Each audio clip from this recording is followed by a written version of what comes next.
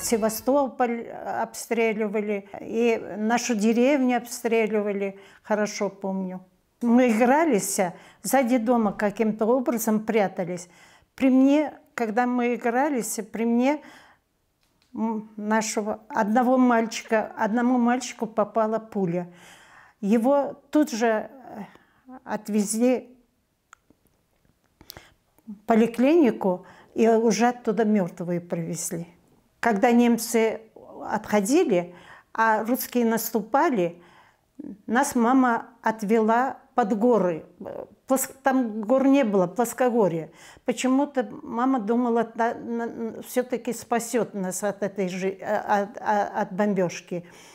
Должны были, корабли стояли на море, мы же недалеко были от этого моря. Корабли на море стояли, все думали, что это немецкие корабли, встречают русских. Когда через некоторое время отвела мама, с нами всех уложила, уже умирать уложила, попрощалась с нами. Тут объявили, что, оказывается, это не немецкие, немцы отошли, а это русские тоже корабли на море. И пришли, нам сказали, и мы вышли, оттуда вернулись к себе и увидели, уже русские занимают нашу деревню. Мы на дорогах стояли, встречали их, радовались, что русские вернулись.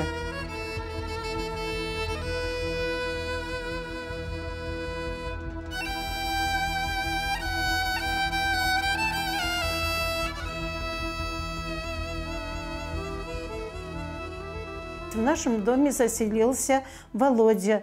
Он занимал высокую, видать, должность, летчик почему-то говорили. Володя целый день, мама говорила, без настроения был. Он уже знал, что нас будут выселять, но нам ничего не сказал. Рано утром постучались в дом.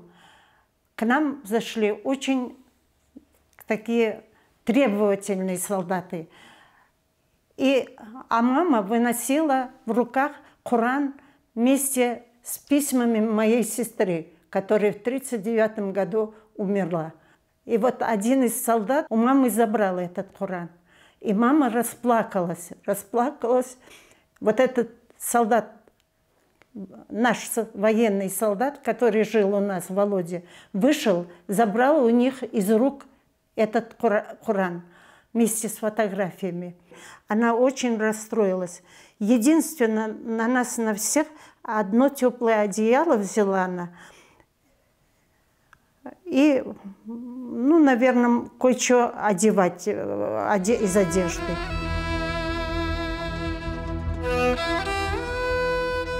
Маленький братишка, ему было всего 2 годика, он только-только начинал говорить. Всю дорогу у мамы просил джантах, кубиты. Джантах хочу, джантах, всю дорогу. В дороге нас вроде бы кормили. Давали такую бурду, суп из галушки называлось по-русски. Каждая галушка с кулак было. Мне маму очень жалко.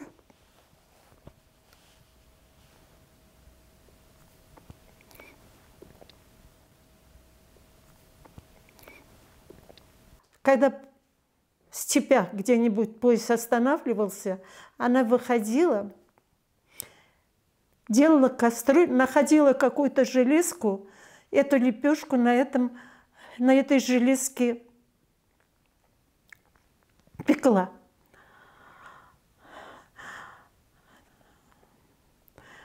Однажды она не успела сесть в поезд.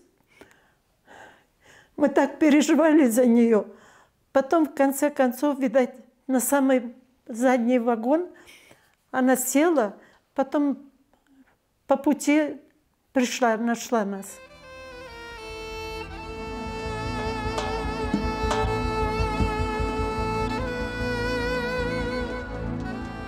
Когда нас на станции Хилкова остановили, открыли двери вагонов, братишка мой Эльвис, ему всего 2 годика было. И он говорит: мама, она келмында, бак не кадар печка бар, жантык пшорсын, говорит. А нас заселили в эти землянки. Несколько семей в одну землянку заселяли. И мама для того, чтобы одним одеялом нас всех укрыть, соединила 2 топчана. А топчаны были земляные в этих землянках.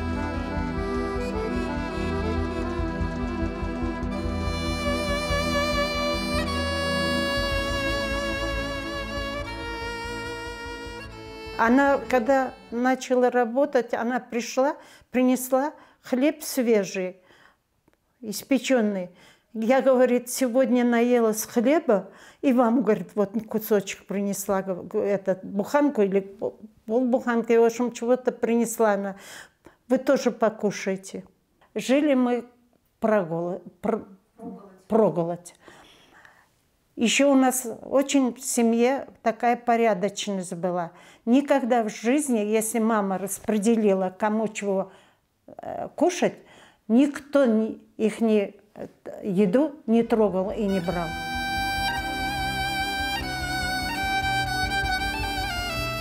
Объявили победу, все радовались. Все, енді біздің Қырымға қайтарылар, енді жеңіп бітті, енді біздің қайтарacaklar деп әзірленеділер. Вақыт, как на чемоданах сидели. Бүгін кетежеміз, ярын кетежеміз, біздің ошибкамен мында жіберділер, қайтажамыз Қырымға деп.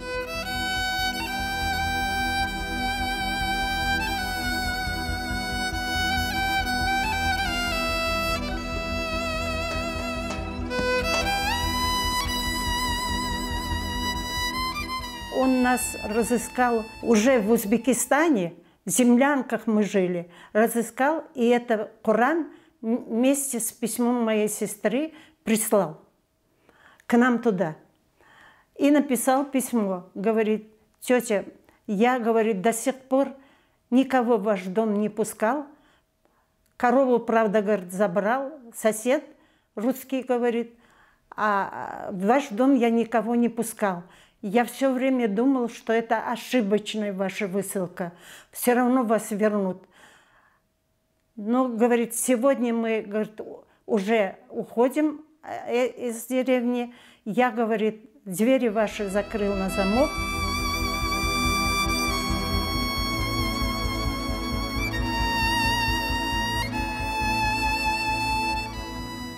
У него отек легких пошел.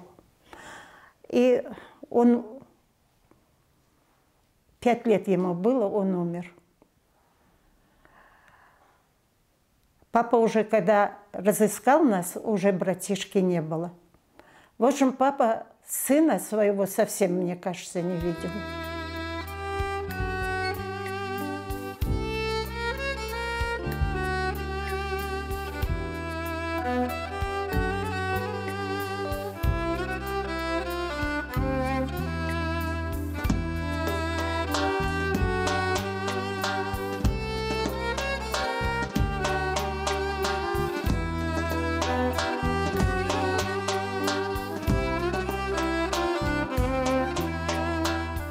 Анамны кетірдім Қырымға. Анам, когда не вақыт евлерін көрді, до того жібергенлер евлерін псыр, иқық. Прямо азбарда юре ярамай болды, анамы иқылды. И больше после этого анам Қырымға алып кеткенім жоқтар. Бұға пек қиын. Тяжело ей это было все.